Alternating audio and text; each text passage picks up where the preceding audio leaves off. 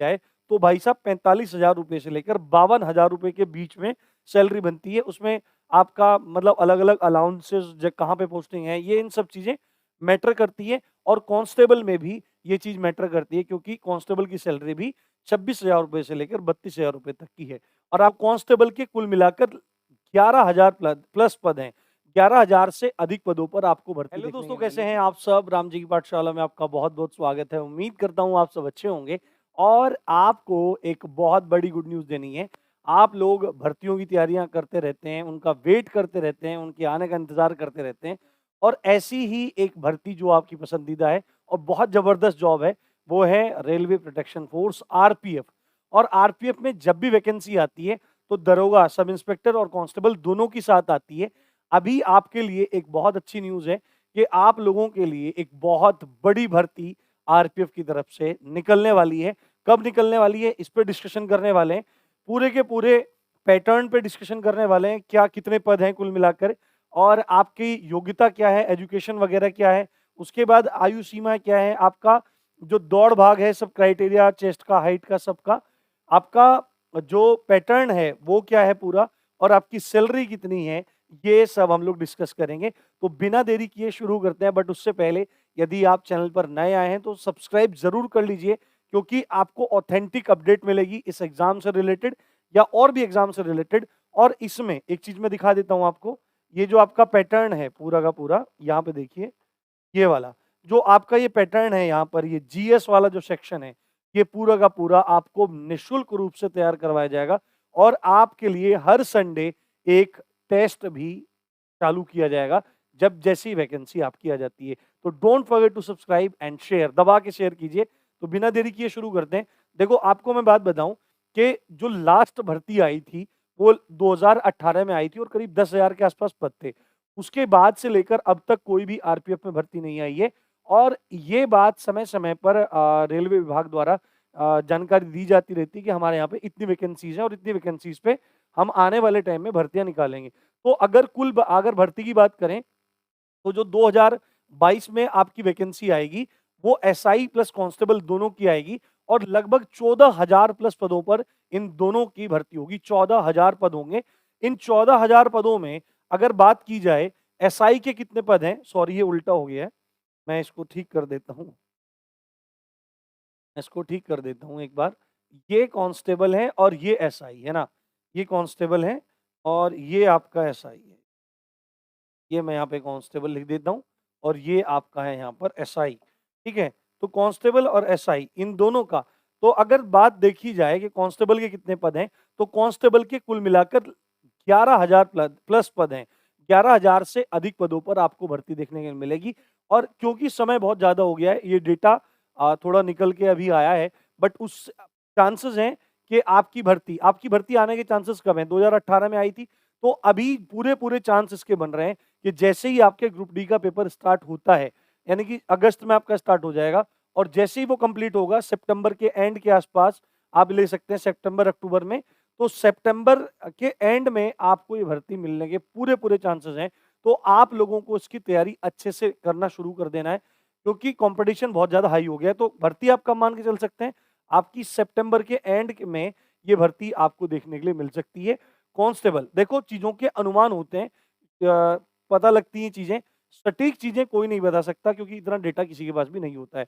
तो ये एक प्रबल अनुमान है कि सितंबर के एंड तक आपकी भर्ती आ जाएगी। कोई भी भ्रामक खबर आपको राम जी की पाठशाला पर नहीं मिलेगी। तो 11,000 प्लस पद आपके कांस्टेबल के हैं और 3,000 प्लस पद आपके एसआई के हैं। यदि आप यूपी पुलिस में एसआई बनना चाहते थे या और किसी डिपार्टमेंट में एसआई बनना चाहते थे और आपका मौके पे चौका नहीं लगा, तो ये बहुत अच्छा मौका है। तो कुल मिला के ये 14,000 पद आपके हो जाएंगे। बात करें अगर योग्यता की, आपकी एजुकेशनल क्वालिफिकेशन की बात करें, एलिजिबिलिटी की बात करें, तो एसआई के लिए आपको ग्रेजुएट स्नातक होना जरूरी है और कांस्टेबल के लिए आपको केवल और केवल 10th क्लियर करना जरूरी है। 10वीं आपने कर रखी है, एसआई के लिए ग्रेजुएशन आप कर रखी है, तो आप अप्लाई कर सकते हैं। बात करें अगर इनकी आयु सीमा की, एज लिमिट की बात करें, तो एसआई में एक जो अनरिजर्व्ड का एक पैमाना है, एक अनरिजर्व्ड जो जनरल कैटेगरी है उसका पैमाना है, तो 20 से 25 के बीच में आपकी आयु होनी चाहिए। और जुलाई से, है ना, कब से, 1 जुलाई से इसमें एज काउंट की जाती है। तो 20 से 25 साल के बीच में आपकी आयु होनी चाहिए एसआई के लिए और कांस्टेबल में 18 से 25 साल के बीच में आपकी आयु होनी चाहिए। देखो एसआई हो चाहे कांस्टेबल हो, सेंट्रल गवर्नमेंट में ओबीसी के लिए 3 साल का रिलैक्सेशन मिलता है और एससी एसटी को 5 साल का रिलैक्सेशन मिलता है, चाहे वो एसआई हो या कांस्टेबल हो।